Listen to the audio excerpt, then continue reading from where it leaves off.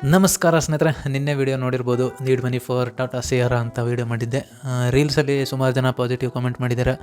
ತಮಗೆಲ್ಲರಿಗೂ ಧನ್ಯವಾದ. Thank you so much, love you all. ಮತ್ತು ಸುಮಾರು ಜನ ನೆಗೆಟಿವ್ ಕಾಮೆಂಟ್ ಮಾಡಿದ್ದಾರೆ. ತಲೆ ಕೆಡಿಸ್ಕೊಳ್ಳಲ್ಲ, ನೆಗೆಟಿವ್ ಇರಲೇಬೇಕಲ್ರಿ. ಒಬ್ಬರು ಏನೋ ಮಾಡ್ತಿದ್ದಾರೆ ಅಂತ ಗುರುತಿಸ್ಬೇಕಂದ್ರೆ ಫಸ್ಟು ಪಾಸಿಟಿವ್ ಆಗಲಿ ನೆಗೆಟಿವ್ ಆಗಲಿ ಅವ್ರನ್ನ ಗುರುತಿಸೋರು ಬೇಕು, ಅವ್ರ ಬಗ್ಗೆ ಮಾತಾಡೋರು ಬೇಕು ಅಂತಾರಲ್ಲ, ಹಾಗೆ ಇದು ಕೂಡ. ನೆಗೆಟಿವ್ ಕಾಮೆಂಟ್ ಬಗ್ಗೆ ತಲೆ ಕೆಡಿಸ್ಕೊಳ್ಳಲ್ಲ. ಬಟ್ ನೋಡಿ ಎಷ್ಟು ಚೆನ್ನಾಗಿ ಮಾಡಿದ್ದಾರೆ.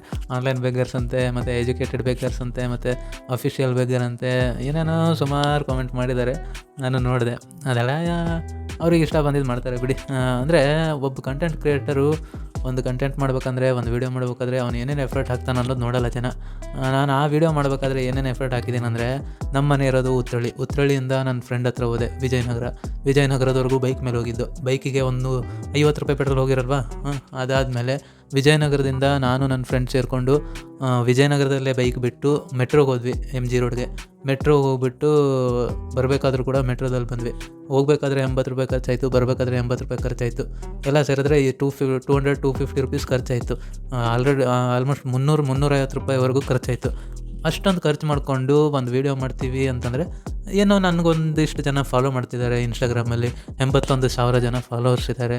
ಸೊ ಅವ್ರಿಗೆ ಏನಾದರೂ ಒಂದು ಒಳ್ಳೆ ಕಂಟೆಂಟ್ ಕೊಡಬೇಕು, ಅವ್ರಿಗೆ ಎಂಟರ್ಟೈನ್ಮೆಂಟ್ ಕೊಡಬೇಕು, ಒಂದು ಮನೋರಂಜನೆ ಕೊಡಬೇಕು ಅನ್ನೋದು ನಮ್ಮ ತಲೆಯಲ್ಲಿರುತ್ತೆ.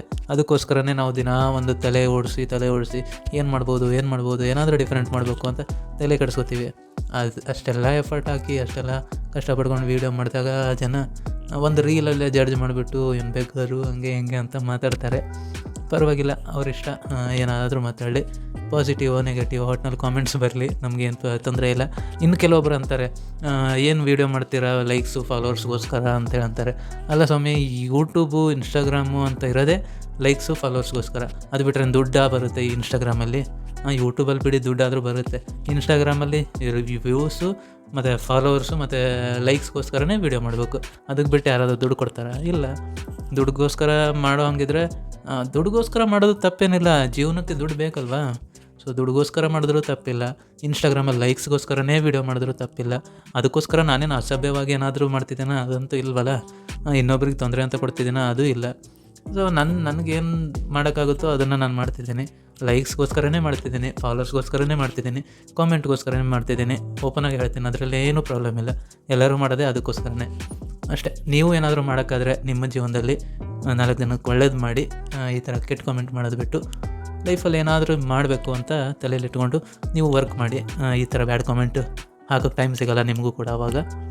ಇಷ್ಟ ಹೇಳ್ತಾ ನೆಕ್ಸ್ಟ್ ವಿಡಿಯೋದಲ್ಲಿ ಸಿಗ್ತೀನಿ ಸ್ನೇಹಿತರೆ. ಮುಂದೆ ಒಂದು ಒಳ್ಳೆಯ ಕಂಟೆಂಟ್ ಜೊತೆಗೆ ಸಿಗ್ತೀನಿ. ಸಬ್ಸ್ಕ್ರೈಬ್ ಮಾಡ್ಕೊಳ್ಳೋದು ಮರಿಬೇಡಿ. Love you all, take care, bye.